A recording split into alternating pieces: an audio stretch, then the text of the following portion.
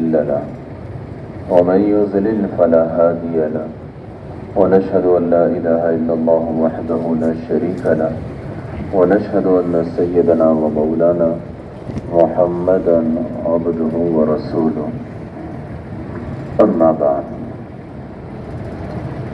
فأعوذ بالله من الشيطان الرجيم بسم الله الرحمن الرحيم ومن أحسن قولا ممن دعا إلى الله وعمل صالحا وقال إنني من المسلمين۔ میرے محترم دوستو، بھائی اور بزرگوں، اللہ رب العزت فرماتے ہیں کہ اس سے بہترین بات کس کی ہوگی؟ اللہ کے ہاں سب سے حسین بول فرمایا کس کے ہیں؟ دعا الی اللہ، اس شخص کے ہیں جو اللہ کی طرف بلاتا ہو، اللہ کی طرف، اللہ کے رسول کی طرف، اللہ کے احکامات کی طرف جو آدمی بلاتا ہے، اللہ کے ہاں سب سے بہترین بول اس شخص کے ہیں۔ آپ خود سوچیں، جس کو اللہ بہترین فرما رہے ہیں،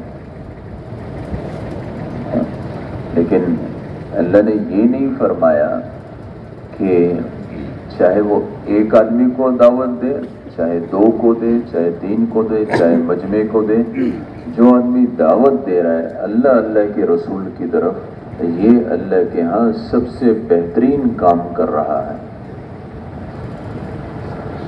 اب یہ بات ہم نے آج نہیں سنی، بلکہ پتہ نہیں کتنی مرتبہ سنی۔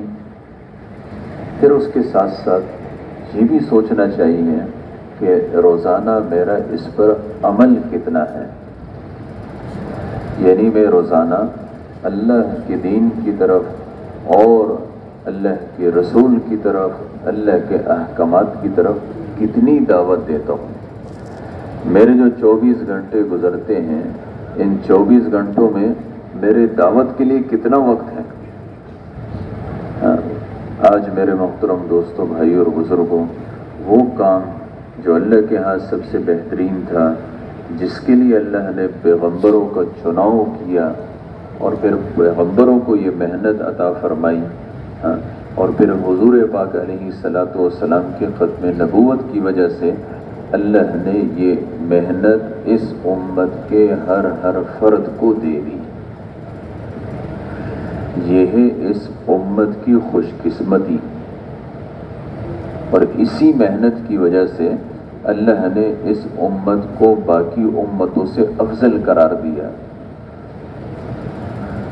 اگر ہم روزانہ دعوت دیں گے، اللہ کی بڑائی کو بیان کریں گے، پیغمبر کے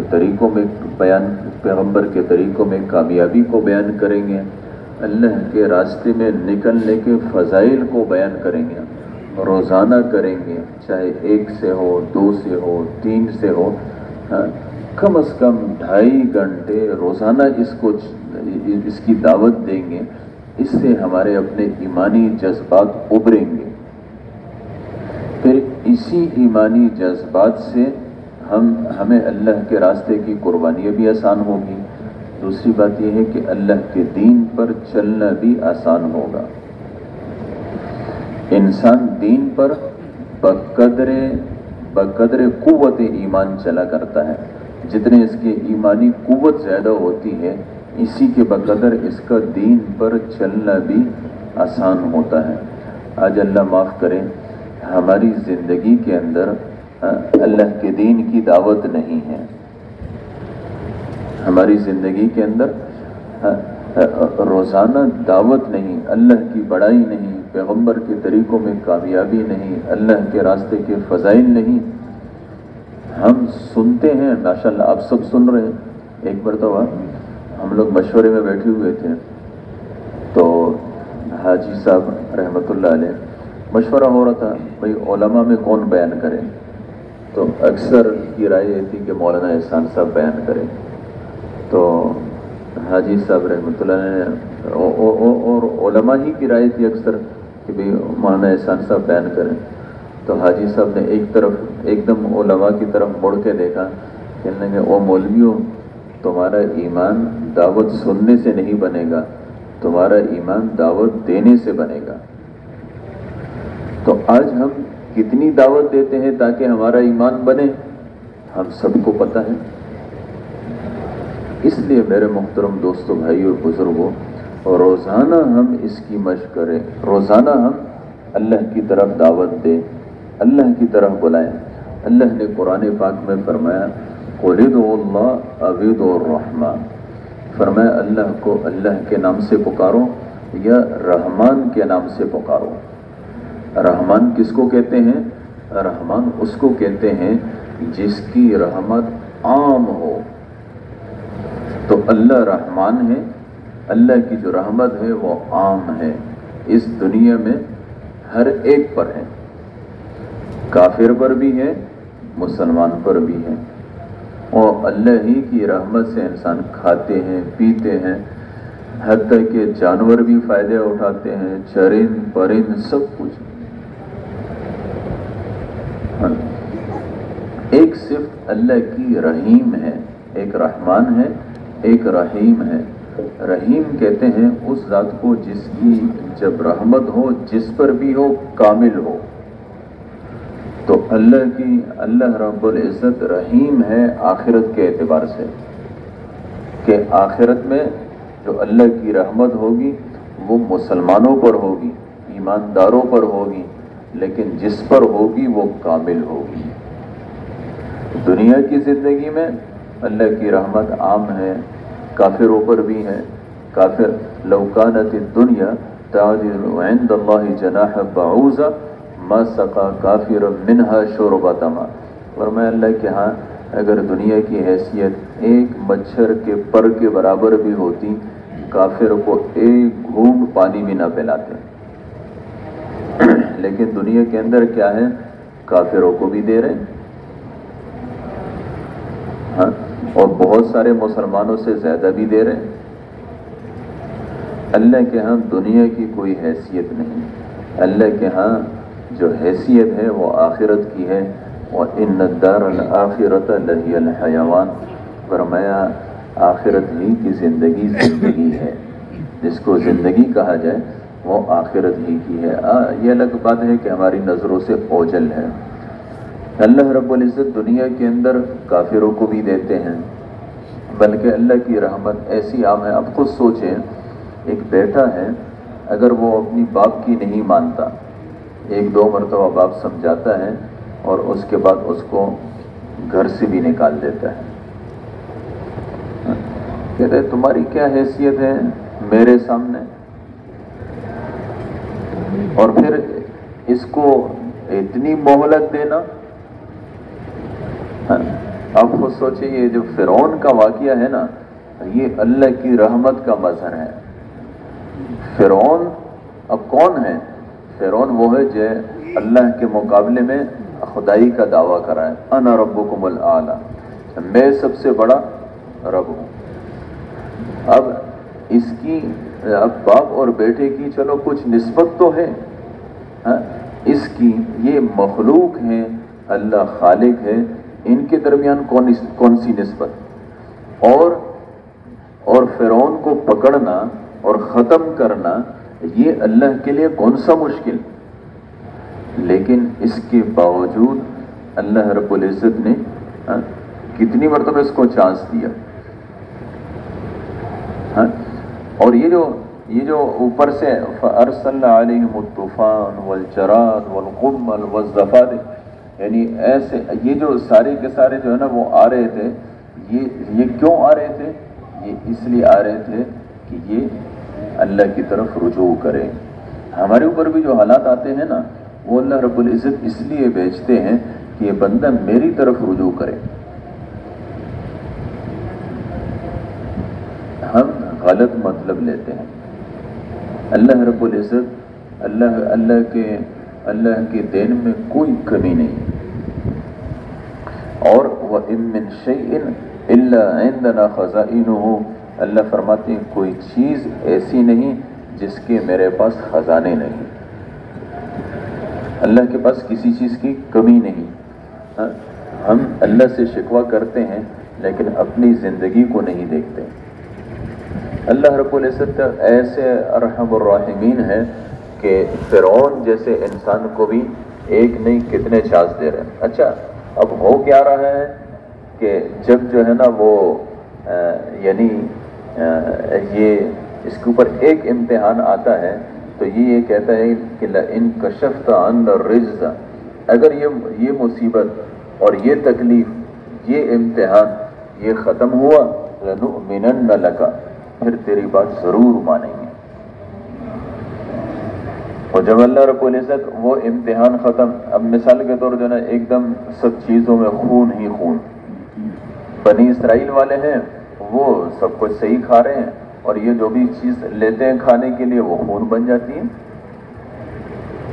پریشان ہو گئے اور اس بات کا اقرار کیا کہ اگر یہ امتحان ختم ہوا تو اس کے بعد ہم ایمان لے آئیں گے۔ موسیٰ علیہ السلام نے دعا کی، اللہ نے وہ امتحان ختم کر دیا، ختم کیا، پھر الٹے ہو گئے، نہیں مانی۔ اللہ نے ایک اور امتحان لے، مینڈک آ گئے، ہر چیز میں مینڈک، نہ کوئی کھا سکتے ہیں نہ پی سکتے ہیں، انہی کے ساتھ بنی اسرائیل ہے، ان کے لیے کوئی نہیں۔ پھر کہنے لگے کہ اگر یہ مصیبت ہٹ گئی تو اب مان لیں گے، اللہ نے ہٹا دی، چلو اب مان لو، پھر انکار کیا۔ آپ خود سوچیں کہ اس طریقے سے ایک نہیں 9 مرتبہ ہوا، تو یہ وَجَحَدُوا بِهَا وَاسْتَيْقَنَتْهَا أَنفُسُهُمْ ظُلْمًا وَعُدُوًّا، فرمایا انہوں نے انکار تو کیا لیکن ان کے دل مان چکے تھے کہ اللہ کی ذات حقیقی ہے۔ ظلم میں اور عداوت سے اللہ کا انکار کیا۔ تو وہ اللہ جو فرعون جیسے یعنی شخص کو جو خدائی کا دعویٰ کر رہا ہے ایک نہیں 9 چانس دے سکتے ہیں، وہ ہم سب کو بھی زندگی میں کئی چانس دیتے ہیں۔ کہیں اچھا یہ جو ہمارے اوپر امتحانات آتے ہیں نا وہ ایسے نہیں کہ وہ ہماری اس کے لیے ہماری توجہ کے لیے ہے کہ بندہ میری طرف متوجہ ہو جائے۔ اللہ ہم سے محبت کرتے ہیں اور اللہ رب العزت ہماری ناکامی کو نہیں چاہتے ہیں، اللہ ہماری کامیابی کو چاہتے ہیں۔ اگر ہم ناکامی کی زندگی کی طرف چل پڑتے ہیں اللہ رب العزت حالات بھیجتے ہیں کہ یہ بندہ میری طرف متوجہ ہو جائے گا۔ 2 قسم کے حالات ہیں، ایک حالات مصیبتوں کے ہیں، پریشانیوں کے ہیں، تکلیفوں کے ہیں، بیماریوں کے ہیں، یہ بھی اللہ کی طرف سے آتے ہیں، اور ایک حالات ہوتے ہیں وہ یعنی خوشیوں کے اور فرحتوں کے، فراوانی کے، یہ بھی اللہ کی طرف سے آتے ہیں، اور یہ دونوں آتے ہیں بندے کو اپنی طرف متوجہ کرنے کے لیے۔ اسی طریقے سے موت تک انسان کے اوپر یہ حالات اسی لیے آتے ہیں کہ یہ بندہ میری طرف متوجہ ہوئے۔ اب توجہ کے لیے اللہ نے کیا کیا؟ توجہ کے لیے اللہ نے ہمیں نماز عطا فرمائی اور ہمیں حکم دیا کہ یا ایھا الذین آمنوا استعینوا بالصبر والصلاۃ، اے مومنو تم اللہ کی مدد نماز کے ذریعے سے، صبر کے ذریعے سے حاصل کرو۔ اگر آج ہمارے جتنے مسائل ہیں ان سب کا حل 2 رکعت کی نماز، 2 رکعت نماز پڑھیں اور اللہ اس کے بعد دعا کریں، اللہ کی تعریف کریں، پیغمبر پر درود پڑھیں اور اس کے بعد اپنی حاجت کو اللہ سے مانگیں، آخر میں پھر درود پڑھ لیں۔ اللہ رب العزت ہمارے اچھا پھر یہ بھی نہیں ہے، اللہ ہمارے ذہنوں کے اندر یہ چیز ہے کہ بھئی اس نماز کے ذریعے سے میرے دنیا کے مسائل، آخرت کے مسائل حل ہوں گے، دنیا کے مسائل کے لیے مجھے اپنی دوڑ دھوپ کرنی پڑے گی اور آخرت کے لیے نمازیں ہیں، اللہ کی عبادات ہیں۔ نہیں میرے محترم دوستو، دنیا ہو یا آخرت سب بنے گا اس وقت جب اللہ چاہیں گے، اور اللہ رب العزت اس وقت چاہیں گے جب بندہ اللہ کی طرف متوجہ ہوگا۔ اس کے لیے اللہ نے ہمیں نماز عطا فرمائی، हम नमाज के अंदर कहते तो यही हैं कि इय्याका नअबुदु व इय्याका नस्तईन, ऐ अल्लाह हम तेरी ही इबादत करते हैं और तुझसे ही मदद चाहते हैं। लेकिन जब मसला आता है तो अमली तौर पर हम अल्लाह की तरफ मुतवज्जे नहीं होते। जिनकी तरफ मुतवज्जे होते हैं उनके अपने मसाइल पता नहीं कितने हैं, उनके अपने नहीं हल होते, हमारे क्या हल करेंगे। तो ये जो नमाजें अल्लाह ने हमें दी वो इस बात के लिए दी कि बंदा मेरी तरफ मुतवज्जे हो और मुझसे मांगे। एक नमाज नहीं, ये सारी की सारी जिंदगी अल्लाह रब्बुल इज़्ज़त ने हमें इसलिए दी है कि भाई इस सारी की सारी जिंदगी में हम अल्लाह को कैसे राजी करेंगे। इसके लिए अल्लाह के अहकामात हैं, पैगंबर सल्लल्लाहु अलैहि वसल्लम के तरीके हैं, उसके मुताबिक जिंदगी गुजारना। आज हमारी नमाज के अंदर क्या है, फरमाया अक़ीमिस सलात लिज़िक्री, नमाज को मेरी याद के लिए कायम करो। आज हम नमाज पढ़ते हैं लेकिन नमाज के अंदर तवज्जो नहीं होती, ध्यान नहीं होता। तो बस ये इसकी मश्क करनी पड़ेगी। मश्क कैसे? भाई जो नमाज में हम पढ़ते हैं कम से कम हमें इसका तर्जुमा पता हो कि हम कहते क्या हैं अल्लाह को। और दूसरी बात यह है कि ध्यान ये हो कि अल्लाह रब्बुल इज़्ज़त मुझे देख रहे हैं और मुकम्मल मेरी तरफ मुतवज्जे हैं। हम अब देखिए ना, आप सब बैठे हुए हैं और आप सब जो है ना वो मैं एक आदमी हूँ, मेरी बात आप सुन रहे हैं, आप सुन सकते हैं, लेकिन एक ही वक्त में हम सब बोलना शुरू कर दें तो हम सब में से कोई किसी की बात को भी नहीं समझ सकता। ये हम इंसान हैं, हमारी ये हालत है। लेकिन अल्लाह की ज़ात के लिए एक ही वक्त में ये सब लगे हुए हैं और अल्लाह की तरफ मुतवज्जे हैं और अल्लाह से मांग रहे हैं। एक का एक मसला है, दूसरे का दूसरा है, तीसरे का तीसरा है, होता नहीं, जितने हजारों लोग इतने ही हजारों मसले। अब अल्लाह की ज़ात एक ही वक्त में इन सब की बात अल्लाह सुनते भी हैं, समझते भी हैं और अल्लाह रब्बुल इज़्ज़त इन सब के मसाइल को हल करने पर कादिर है। अल्लाह रब्बुल इज़्ज़त हम सब के मसाइल को एक ही वक्त में हल करने पर कादिर है। हम नहीं, हम जिसकी तरफ मुतवज्जे होते हैं उनके हाथ में कुछ भी नहीं और जिसके हाथ में सब कुछ है उसकी तरफ हम मुतवज्जे नहीं। तो ये जो दावत वाली मेहनत है ना वो इसी बात के लिए है कि जो हमारी नमाजें हैं इसके अंदर अक़ीमिस सलात लिज़िक्री, फरमाया नमाज को मेरी याद के लिए कायम करो। अब इस नमाज में अल्लाह की याद है कि नहीं इसको देखना है। जितनी नमाज के अंदर अल्लाह की याद ज्यादा होती चली जाएगी, इसी तरीके से ये नमाज अल्लाह के यहाँ रुतबे वाली होगी, अल्लाह के यहाँ हमारे मसाइल को हल करने वाली होगी। इन नमाजों पर हम मेहनत करें। और मेरे मोहतरम दोस्तों, अल्लाह ने हमें ज़िंदगी अता फरमाई, इस ज़िंदगी के अंदर अल्लाह के अहकामात को पूरा करना। शैतान है और हम सब का अज़ली दुश्मन है और हम सब के आमाल को बर्बाद करना चाहता है। अच्छा, बर्बाद करने के लिए देखें, जो हमारी तबीयत है वो शैतान की भी है। हमारी तबीयत कैसी है?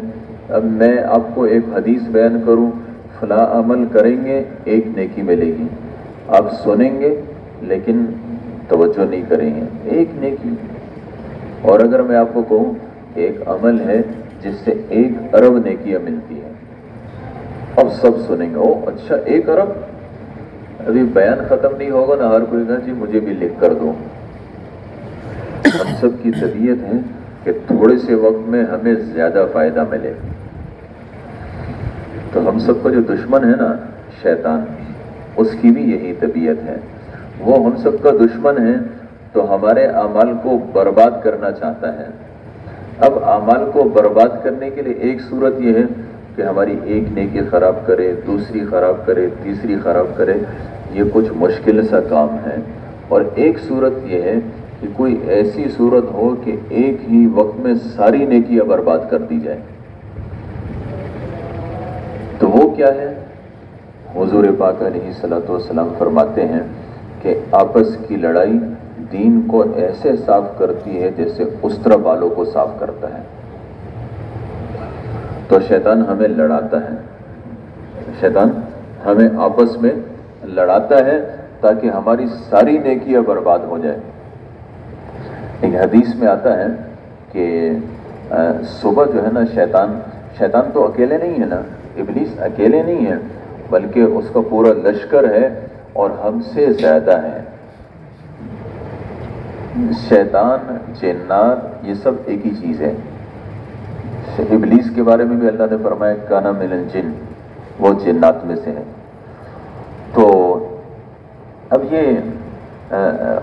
वो जब सुबह होती है तो ये शैतान अपने इब्लीस जो है अपने लश्करों की तश्कील करता है कि जाओ और इंसानों को गुमराह करो। और जब असर का टाइम होता है तो उस टाइम इनसे पूछता है कि भाई क्या हुआ, तुमने इंसान से क्या क्या गुनाह करवाए। अब वो सब बयान करते हैं, जी मैंने यूं किया, मैंने यूं किया, मैंने यूं किया। अब वो सबको सुनता है, अच्छा अच्छा अच्छा।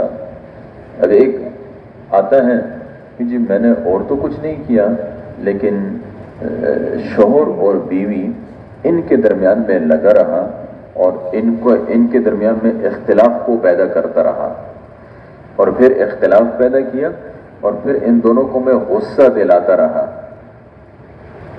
जहाँ जिनकी शादी हो चुकी है इनको पता होगा कि जहाँ बीवी और शोहर के दरमियान लड़ाई होती है ना, वहाँ शोहर को बहुत ज़्यादा गुस्सा आता है। तो जो बहुत ज़्यादा गुस्सा आता है ना, वो कौन कराता है? शैतान कराता है। ये शैतान की एक मुस्तकिल एक फौज है जो यही काम कराती है। अब वो अपनी कारगुजारी सुनाता है कि मैं शोहर और बीवी के दरमियान लगा रहा और इनको मैं तेश दिलाता रहा, गुस्सा दिलाता रहा। उस वक़्त तक मैं जुदा नहीं हुआ जब तक कि शोहर ने अपनी बीवी को तलाक दे न दी। और इसको अच्छी तरीके से सोचना चाहिए कि इस टाइम अपनी अकल भी ठिकाना रखना चाहिए। जब गुस्सा आता है ना, अकल चली जाती है। इसलिए हुजूर पाक अलैहिस्सलातु वस्सलाम फरमाते हैं कि वो आदमी पहलवान नहीं जो अखाड़े के अंदर दूसरे को बिछाड़ दे, ये पहलवान नहीं। पहलवान कौन है? उसको गुस्सा आए और गुस्से को पी ले। गुस्से में कर गुजरना ये कोई कमाल नहीं, गुस्से को पी लेना ये कमाल है। हमारे पैगंबर सल्लल्लाहु अलैहि वसल्लम फरमाते हैं सबसे अफजल घूंट जिसको पिया जाए वो गुस्से का घूंट है। तो शैतान हम अच्छा, तो जहाँ जो है ना, जहाँ ये शोहर है ये क्या करता है, बीवी में उसको तेज दिलाती है, यहाँ ये तलाक दे देता है और जब दे देता है तो उसके बाद फिर उलमा के पास घूमता फिरता है। तो इसलिए पहली बात तो ये कि इन मसाइल को भी सीखना चाहिए, शादी से पहले सीखना चाहिए। दूसरी बात यह है कि इन सब में क्या है क्या नहीं है इसको भी सीखना चाहिए। और तीसरी बात यह है कि मेरे मोहतरम दोस्तों, गुस्से के वक्त गुस्से का निकाल देना ये कोई कमाल नहीं, गुस्से का पी लेना कमाल है। वल काज़िमीन अल गैज़, अल्लाह ने जो है ना इसकी तारीफ बयान की जो गुस्से को पीते हैं। वल आफ़ीना अनिन नास, लोगों को माफ करते हैं। यानी शैतान है, शैतान आपस में एक दूसरे, अल्लाह रब्बुल इज़्ज़त को ये जो आपस की लड़ाइयाँ है ना, ये अल्लाह को नापसंद है। और आपस का जोड़ अल्लाह को पसंद है। यानी आप खुद सोचें, यानी उसमें इस्लाम में झूठ की कितनी सख्त वईदें आई हैं। किसी ने हुजूर पाक अलैहिस्सलातु वस्सलाम से पूछा कि अयकुनुल मुमिनु बखीलन या रसूल अल्लाह, या रसूल अल्लाह मोमिन कंजूस हो सकता है? फरमाया हाँ हो सकता है। फिर उसने कहा यकुनुल मुमिनु जबानन या रसूल अल्लाह, या रसूल अल्लाह मोमिन बुज़दिल हो सकता है? फरमाया हाँ हो सकता है। फिर उसने कहा यकुनुल मुमिनु कज़्ज़ाबन या रसूल अल्लाह, या रसूल अल्लाह मुसलमान झूठा भी हो सकता है? फरमाया नहीं, झूठा نہیں ہو سکتا. ایمان اور جھوٹ اکٹھے نہیں ہو سکتے. اللہ نے لعنت کی جھوٹوں پر، لعنت اللہ علی الکاذبین. سخت وعید ہے، حرام ہے، لیکن اس کے باوجود جہاں دو آدمیوں کے درمیان توڑ ہے، دو آدمیوں کے درمیان لڑائی ہے، وہاں ان دونوں کو آپس میں جوڑنا کہ ان کے درمیان صلح ہو جائے، اس میں جھوٹ بولنے کی بھی اجازت ہے. مثال کے طور دو آدمیوں میں جب توڑ ہے تو یقینی بات ہے ایک دوسرے سے باتیں نہیں کرتے ہیں. دوسری بات یہ ہے کہ ایک دوسرے کی غیبتیں کرتے ہیں.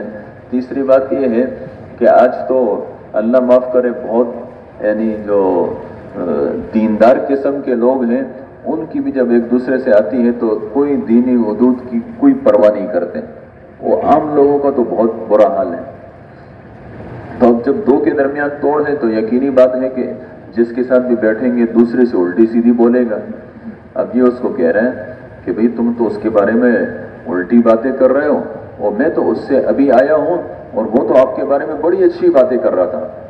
آپ یہ ایسے ہیں ایسے ہیں ایسے ہیں، حالانکہ یہ کہہ نہیں ہے، جھوٹ بول رہا ہے.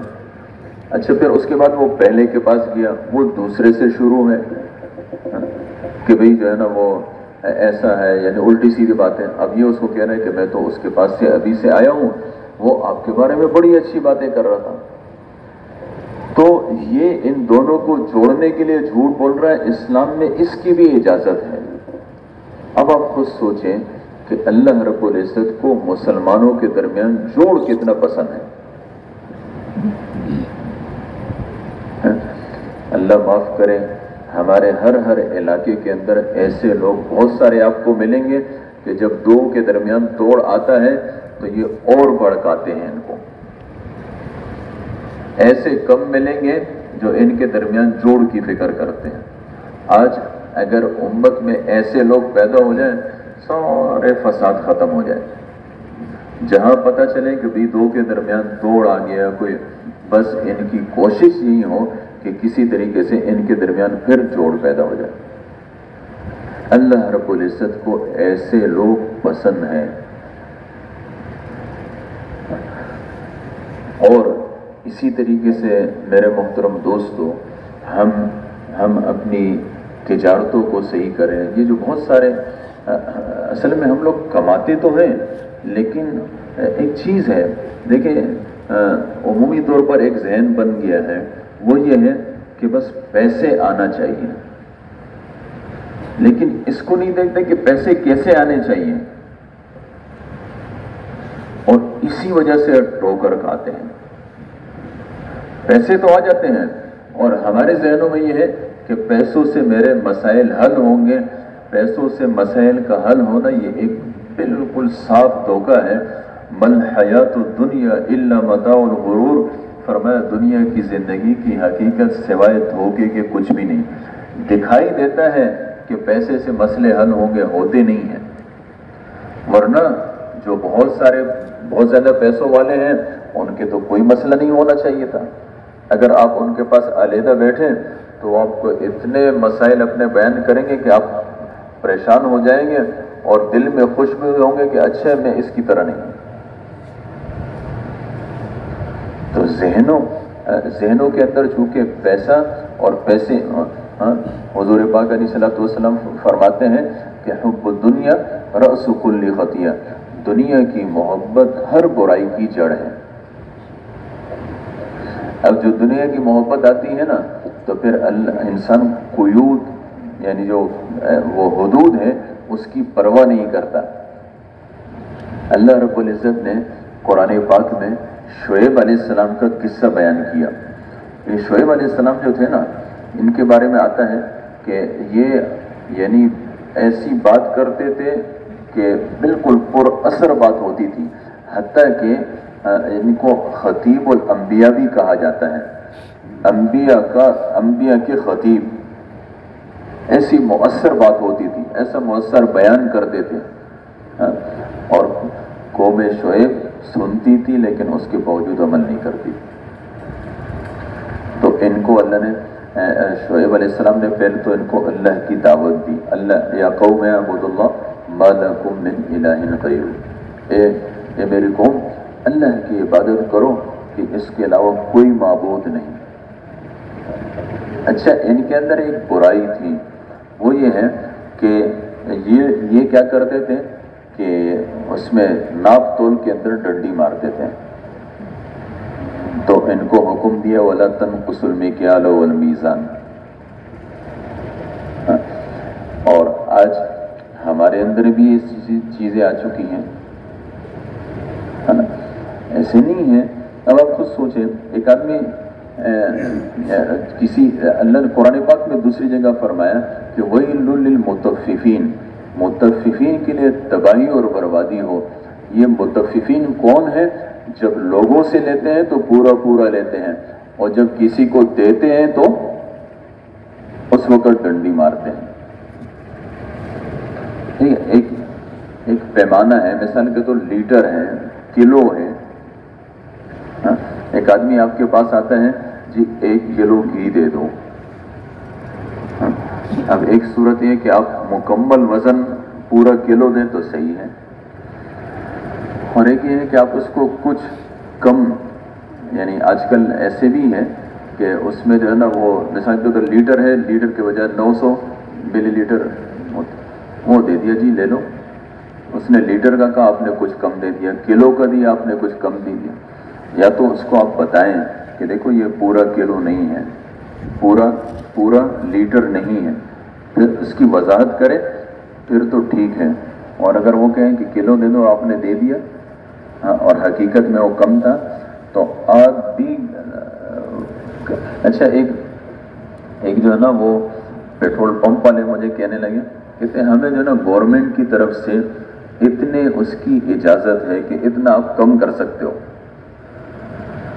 میں نے کہا بھائی دیکھو، لیٹر ایک ایسا پیمانہ ہے جو عالمی طور پر تسلیم شدہ ہے، اس کے اندر آپ کو گورنمنٹ بھی کم نہیں کر سکتی ہے۔ ایسا نہیں ہے کہ پاکستانی لیٹر دوسرا ہوگا اور یورپ والا دوسرا ہوگا، تیسرا، ساری دنیا میں ایک ہی ہے۔ آج یہ چیزیں حضور پاک علیہ الصلوۃ والسلام کے زمانے میں آپ صلی اللہ علیہ وسلم بازار میں آئے۔ جب بازار میں آئے تو ایک شخص غلہ فروخت کر رہا ہے۔ اب غلے کے اندر آپ صلی اللہ علیہ وسلم نے ہاتھ اندر کیا، اندر سے وہ گیلا ہے۔ فرمایا یہ کیا کیا؟ اس نے کہا یا رسول اللہ وہ رات کو بارش برسی تو ہماری طرح دکانیں تو نہیں تھیں، تو کہنے لگے اوپر سے بارش برسی، وہ سارا غلہ بھیگ گیا، جب صبح دھوپ چڑھی ہے تو اوپر کا سوکھ گیا، نیچے سے گیلا ہے۔ تو حضور پاک علیہ الصلوۃ والسلام نے فرمایا کہ تم نے یہ جو نیچے والا ہے اس کو اوپر کیوں نہیں کیا، تاکہ لوگوں کو پتہ چلتا کہ اندر سے گیلا ہے۔ پھر فرمایا من غش فلیس منا، جس نے دھوکہ دیا وہ ہم میں سے نہیں۔ آج ہماری تجارتوں کے اندر کتنے قسم کے دھوکے شامل ہیں۔ ایک امرود کا کریٹ بناتے ہیں، اوپر کے کیسے ہوتے ہیں، نیچے کے کیسے ہوتے ہیں، یہ کتنا گن ہوتا ہے، اور اس کو امرود کے بھاؤ میں فروخت کرتے ہیں۔ اس طریقے سے میرے محترم دوستوں، اور پتہ نہیں کیا کچھ جو ہے نا ہماری اس میں تجارتوں میں ہے۔ یہی کام شعیب علیہ السلام کی قوم کے اندر بھی آ گئے تھے۔ اللہ نے فراوانی دی تو اس کا نتیجہ یہ نکلا وَلَا تَبْخَسُوا النَّاسَ أَشْيَاءَهُمْ، بخس کہتے ہیں کمی کرنے کو، تو لوگوں کے لیے چیزوں میں کمی مت کرو۔ علماء نے لکھا ہے کہ بھی اس کمی سے مراد وہ جو جائیداد ہے یا جو ہے ملکیت کی جو چیزیں ہیں اس میں کمی کرنا۔ مثال کے طور پلاٹ ہیں، اب پلاٹ لیا، دوسرے پر فروخت کیا، ایک مرلہ کم کر لیا۔ یا جو اطراف والے ہیں جو اپنی بنیادی اطراف میں بناتے ہیں، وہ کیا کرتے ہیں کہ اب اپنی وہ جو ان کا پلاٹ ہے وہاں ہوتے ہیں دیوار شروع کی بنیادوں کی DPC، تو وہ کیا کرتے ہیں تھوڑا سی ادھر سے ایک پلاٹ والے سے تھوڑی سی زمین اندر کر لی، کسی کی دوسری طرف سے اندر کر لی۔ اس کو ہم یہ نہیں سمجھتے کہ بھئی یہ کیا کیا میں نے۔ اب قیامت کے دن کیا ہوگا، جتنی آپ نے زمین اندر کی نا، خود اس پر ناجائز قبضہ کیا، تو یہ ساتوں زمینیں ملا کے آپ کے گلے میں توپ بنا کے ڈال دی جائے گی. پھر اس وقت پتہ چلے گا کہ او ہو یہ کیا ہوا.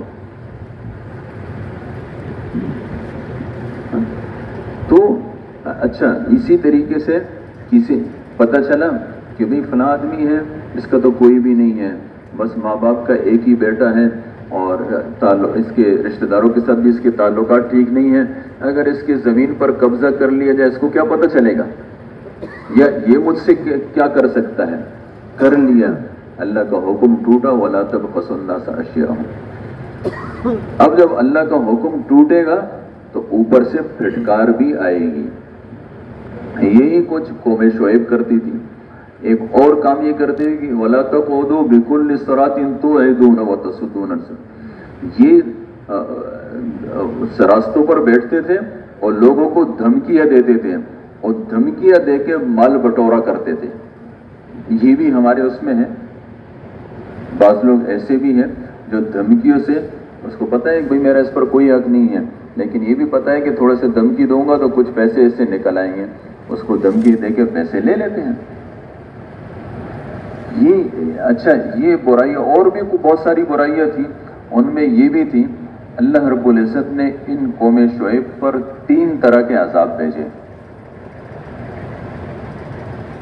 ایک عذاب بھیجا فَأَخَذَتْهُمُ الرَّجْفَةُ، زلزلہ آیا. ایک جگہ آتا ہے کہ ان پر سائبان کا عذاب آیا، اور ایک جگہ آتا ہے کہ صیحہ چھنگاڑ سے یہ ہلاک ہوئے. حضرت عبداللہ ابن عباس رضی اللہ عنہ فرماتے ہیں کہ جہاں یہ رہتے تھے وہاں اللہ رب العزت نے گرمی بھیجی اور خوب گرمی بھیجی، ایسی گرمی بھیجی کہ یہ بلبلا اٹھے.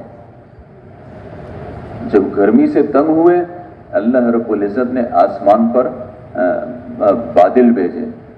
اب جب بادل بھیجے اس کے اندر ٹھنڈی ٹھنڈی ہوا تھی، یہ سب کے سب گھروں سے نکلے اور اس بادل کے نیچے آ گئے. اب جب بادل کے نیچے سے آئے تو یہ ایک سائبان بنا، وہاں اس بادل سے آگ برسنی شروع ہو گئی. آگ برسی اور اس کے بعد زلزلہ آیا. ایک طرف سے آگ کا عذاب، ایک طرف سے زلزلہ، اور ہر زلزلے کے اندر شنگاڑ ہوتی ہے، آواز ہوتی ہے. یہ سب کے سب فَأَصْبَحُوا فِي دَارِهِمْ جَاثِمِينَ، سب کے سب الٹے پڑے مر گئے. تو یہ جو معاملات کی نافرمانیاں ہیں، لین دین کی نافرمانیاں ہیں، آپس میں تعلقات توڑنے کی نافرمانیاں، اس سے اللہ رب العزت ناراض ہوتے ہیں. آج ہم اپنی عبادات کو صحیح کرنے کی کوشش میں ہوتے ہیں لیکن اپنے معاملات صحیح نہیں کرتے، اپنا لین دین صحیح نہیں کرتے، اپنی تجارتوں کو صحیح نہیں کرتے. جو تجارت ہم پہلے کرتے تھے وہی اب بھی کرتے ہیں.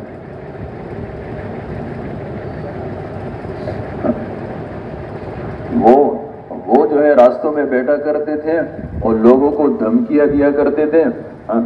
یہ اچھا ہے، حضور پاک علیہ الصلوۃ والسلام نے فرمایا کہ یاکم، کہ بھئی دیکھو راستوں کے اندر بیٹھنے سے بچو. تو کسی نے کہا کہ یا رسول اللہ تو ہماری مجبوری ہے، ضرورت پڑتی ہے، کسی کے ساتھ بیٹھنا پڑتا ہے. فرمایا اگر بہت ضرورت ہو تو اس کے بعد کیا کرو، ایک آنکھ کی حفاظت کرو، اور اس کے علاوہ کیا ہے، غض البصر، آنکھوں کی حفاظت کرو اور راستے سے تکلیف دہ چیز ہٹاؤ. امر بالمعروف کرو، نہی عن المنکر کرو، راستے سے تکلیف دہ چیز ہٹاؤ. تو آج تو اللہ اچھا. اور ایک حدیث میں یہ بھی آتا ہے کہ حضور پاک علیہ الصلوۃ والسلام نے فرمایا کہ ایمان کی 70 سے کچھ اوپر شاخیں ہیں. افضل لا الہ الا اللہ، سب سے افضل ہے لا الہ الا اللہ. وَأَدْنَاهَا، اور سب سے کم کیا ہے، اماطۃ الاذی عن الطریق، راستے سے تکلیف دہ چیز کو دور کر دینا، ہٹا دینا. آج ہمارے ذہنوں کے اندر یہ ہے کہ بھئی تکلیف دہ چیز ہٹا دینے کا مطلب کیا ہے، راستے میں کانٹا ہے ہٹا دو، पत्थर है वो हटा दो, हाँ? और इसके अलावा अगर रास्ते की कुछ अगर हमें दोबारा अपने घर की तामीर करनी है तो कुछ रास्ते की ज़मीन अंदर कर दो, है ना। कुछ क्या करते हैं कि अपने घर की 2-3 सीढ़ियाँ वो बाहर की तरफ निकाल लेते हैं, बैठक की 1-2 सीढ़ियाँ। अब आप खुद सोचें, एक तरफ से जो है एक ने 2 फुट मसलन रास्ता रोक लिया, या ऊपर से वो पहली मंजिल का छज्जा निकाल लिया, 2 फुट इस तरफ से रोका, 2 फुट उस तरफ से रोका, तो इस रास्ते में क्या रहा?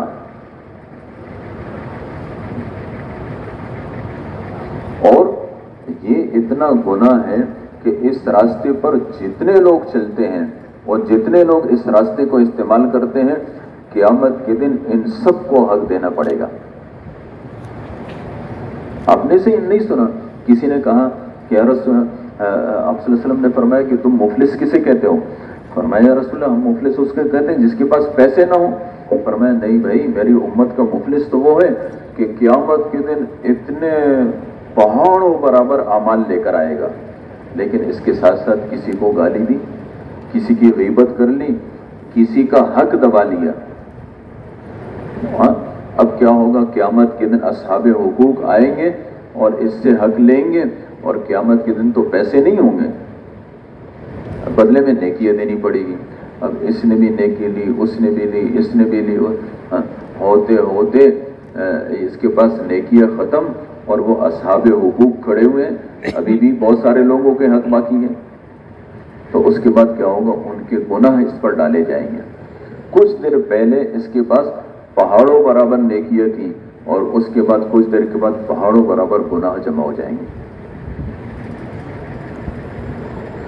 तो अब क्या हुआ? जिसने रास्ते की जमीन दबाई ना, इस आमतौर पर क्या होता है, रास्ते के अंदर हम ये सोचते हैं कि जी रास्ता और कोई लड़ता भी नहीं है, हर कोई कहता है मेरा इस रास्ते से क्या ताल्लुक है, क्यों मैं अपने ताल्लुकात खराब करूं, तो कुछ भी नहीं करते। लेकिन इस रास्ते के साथ जिसका हक मुताल्लिक था और इसने उसके रास्ते को बर्बाद किया, क़यामत के दिन इन सबको हुकूक देने पड़ेंगे। ऐसा गुनाह है, ऐसा गुनाह है। बाप ने जमीन गसब की रास्ते की, इसको ये तो वैसे भी पकड़ा जाएगा। बेटे को पता था कि ये जगह मेरी नहीं थी, बाप ने गसब की थी, ये उस पर कायम रहा, तो क़यामत के दिन जिस तरीके से बाप गिरफ्तार, बेटा भी गिरफ्तार। जितनी नस्लें आएगी सब के सब पकड़ी जाएगी। तो इसलिए अच्छा, कुछ क्या करते हैं कि रास्ते यानी एक तरफ से रास्ता बंद, दूसरी तरफ से बंद, एक तरफ से ऊंची। अच्छा, कुछ ऐसे करते हैं जो अपने घर से इसका पानी निकलता है, इस पानी का दूसरा बंदोबस्त आराम से हो सकता है, लेकिन परवाह नहीं करते हैं। इसी के घर से पानी निकलता है, बिल्कुल घर के सामने पक्की सड़क बनी हुई है, इस पर पड़ा रहता है 2-3 महीने के बाद यही पक्की सड़क खंडर बन जाती है। मेरे मोहतरम दोस्तों, भाई और बुजुर्गों, हुजूर पाक अलैहिस्सलातु वस्सलाम फरमाते हैं कि पिछली कौमों में एक शख्स था, उसने देखा कि एक रास्ता है और एक दरख्त की टहनी आ गई है जिससे चलने वालों को तकलीफ होती है। तो फरमाया इसने इस दरख्त की टहनी को काट दिया ताकि लोगों को तकलीफ ना हो। हुजूर पाक अलैहिस्सलातु वस्सलाम फरमाते हैं कि अल्लाह ने इस अमल की वजह से इसको जन्नत में दाखिल कर दिया। अब मैं आपसे पूछूं ना कि आप में से किस किस ने दीन के कौन कौन से उसमें पैसे लगाए? आप में से माशाल्लाह हर कोई उठेगा, किसी ने कहाँ पर लगाए, किसी ने कुछ। अगर आपसे पूछूं कि किसी ने ऐसा भी किया कि अपने रास्तों को खराब थे उसको दुरुस्त कर दिया, तो ऐसे शायद ही कोई मिले।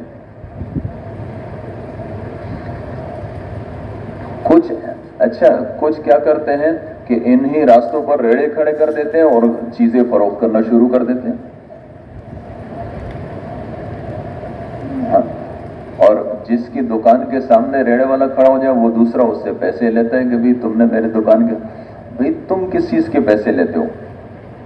आखिर वो रास्ते की जमीन तुम्हारी तो नहीं है जो तुम ले रहे हो उससे पैसे। ऐसे पता नहीं कितनी चीजें हैं میرے محترم دوستوں، اگر معاملات کو دیکھا جائے تو ہمارے معاملات اتنے بگڑے ہوئے ہیں، اور دوسری بات یہ ہے کہ سب سے وہ مولانا اشرف علی تھانوی صاحب فرماتے ہیں کہ ایک ہے گناہ کرنا اور ایک ہے احساس گناہ کا فقدان۔ فرمایا امت عمومی طور پر جس مرض میں مبتلا ہے وہ ہے احساس گناہ کا فقدان۔ گناہ تو کرتے ہیں، گناہ سے بچنا اس وقت ہوتا ہے جب اس کے اندر احساس ہو کہ بھئی میں غلط کر رہا ہوں۔ ہمارے معاملات کچھ ایسے حد تک پہنچ چکے ہیں کہ ہم کرتے بھی غلط ہیں اور اس کے باوجود اس کا احساس بھی نہیں ہے۔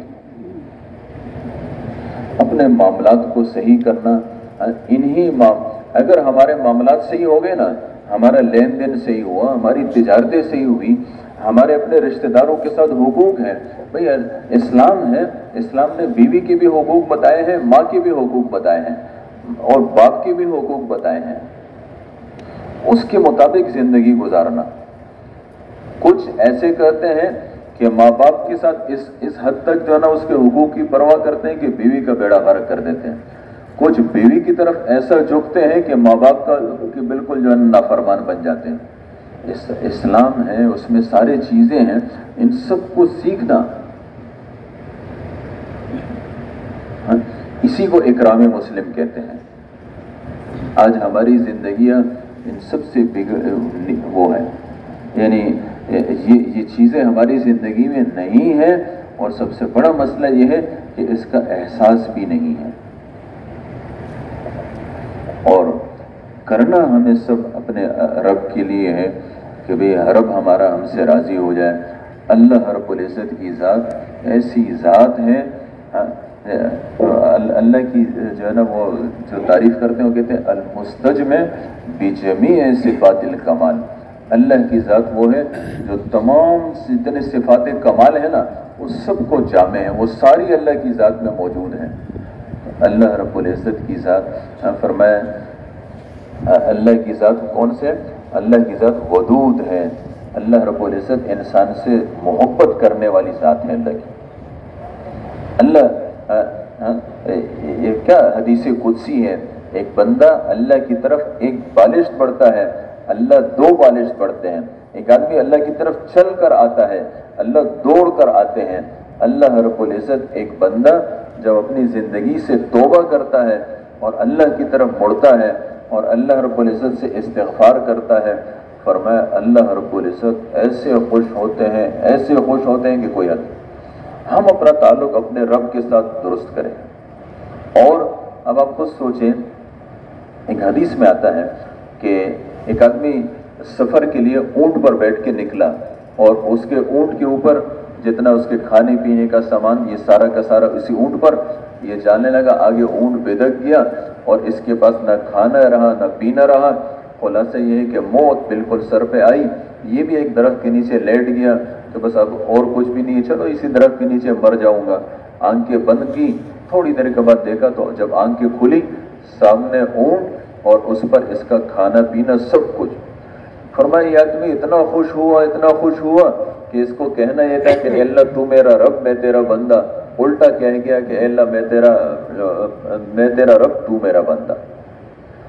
تو حضور پاک علیہ الصلوۃ والسلام فرماتے ہیں کہ یہ جو بندہ ہے نا، جب اس کو اپنا یعنی موت کی حالت اور اس میں اس کو کھانا پینا سب کچھ مل گیا، جتنا یہ خوش ہو رہا ہے اللہ رب العزت اس سے زیادہ خوش ہوتے ہیں جب ایک بندہ اللہ سے توبہ کرتا ہے، اپنی زندگی کو درست کرنے کی نیت کر لیتا ہے۔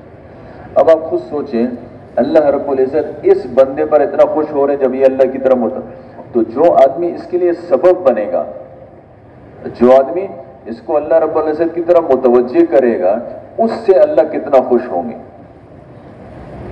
آج ساری کی ساری دنیا میں جو لوگ اللہ سے باغی بن گئے ہیں، اللہ کے نافرمان بن گئے ہیں، اب جو آدمی اس کے پیچھے جائے گا اور اس کی منتیں کرے گا اور اس کی منتیں اس کے لیے کرے گا کہ یہ اللہ کی طرف۔ حضور پاک علیہ الصلوۃ والسلام حکم بن کسان کو صحابہ گرفتار کر کے لے آئے، حضور پاک علیہ الصلوۃ والسلام اس کے ساتھ بیٹھے اور اس کو دعوت شروع کی اور اس کو بلا رہے ہیں اور دعوت دے رہے ہیں، سمجھا رہے ہیں۔ کافی وقت گزر گیا، حضرت عمر رضی اللہ عنہ کو غصہ آیا उसने कहा दानी या रसूलल्लाह अज़रिब उन्हू कहूँ, या रसूलल्लाह मुझे छोड़े, मैं इसकी गर्दन उड़ाता हूँ। ये मुनाफिक एक कहाँ मुसलमान होता है। हुजूर सल्लल्लाहु अलैहि वसल्लम उनकी तरफ मुतवज्जे नहीं हुए और दावत देते रहे हद तक कि वो इस्लाम में दाखिल हो गया। जब इस्लाम में दाखिल हुआ हज़रत उमर रज़ी अल्लाह अन्हु फरमाते हैं कि मैं सोच में पड़ गया कि ओहो मुझे क्या ज़रूरत थी इस बात की। कहते हैं हुजूर पाक अलैहिस्सलातु वस्सलाम उसकी तरफ उसके बाद मेरी तरफ मुतवज्जे हुए और मुझे कहने लगा कि थोड़ी देर पहले अगर मैं तुम्हारी बात मान लेता तो ये जहन्नुम में चला जाता। हमारे पैगंबर को एक एक फर्द की फिक्र थी कि इसकी जन्नत कैसे बनेगी, ये जहन्नुम से कैसे बने। मेरे मोहतरम दोस्तों, वो इंसान बड़ा खुशकिस्मत है जिसको पैगंबर वाला गम लग जाए। जो गम पैगंबर के सीने में था वो गम इसके सीने में भी आ जाए और इसके दिल में भी किसी को अल्लाह की नाफरमानी पर देखकर तड़प पैदा हो कि ओहो ये कैसे अल्लाह की तरफ मुतवज्जे हो, मैं इसके लिए क्या कर सकता हूँ। आज अल्लाह माफ़ करे, हमारे दिल इस गम से खाली हो चुके हैं। हमारे दिलों में बहुत सारे गम भर गए। अगर नहीं रहा तो इसका गम नहीं रहा कि उम्मत हमारे पैगंबर का गम क्या था। फरमाया कान रसूलुल्लाह सल्लल्लाहु अलैहि वसल्लम हरीसन अला हिदायतिन नासी अजमाइन। आपकी हिर्स ये थी कि दुनिया के हर इंसान को कैसे हिदायत मिलेगी। इसके लिए अल्लाह के रास्ते में निकलना ताकि ये गम हमारे दिलों में पैदा हो जाए और फिर इसकी मशक करना, अल्लाह की तरफ दावत देना। और आप सल्लल्लाहु अलैहि वसल्लम की दुआओं में से एक दुआ है वजअल्ना सबबन लिमन इहतदा, ऐ अल्लाह जिसकी हिदायत को तूने इरादा कर लिया है मुझे उसके लिए सबब के तौर पर कबूल फरमा। तो अल्लाह से मांगना कि अल्लाह हमें ये गम तू नसीब फरमा। इसके लिए मेरे मोहतरम दोस्तों, जिसके 4 महीने नहीं लगे वो खड़े होकर 4 महीने के लिए नकद तैयार हो जाए। जिसके 4 महीने लग चुके हैं और चिल्ला सालाना बाकी है ये भी खड़े हो जाएं सालाना चिल्ले के लिए। खुशकिस्मत है वो लोग जिसको अल्लाह रब्बुल इज़्ज़त इसकी तौफीक अता फरमाए। खड़े होकर इरादे फरमा लें चिल्ले और 4 महीने के लिए नकद, इसके अलावा कोई भी खड़ा ना हो।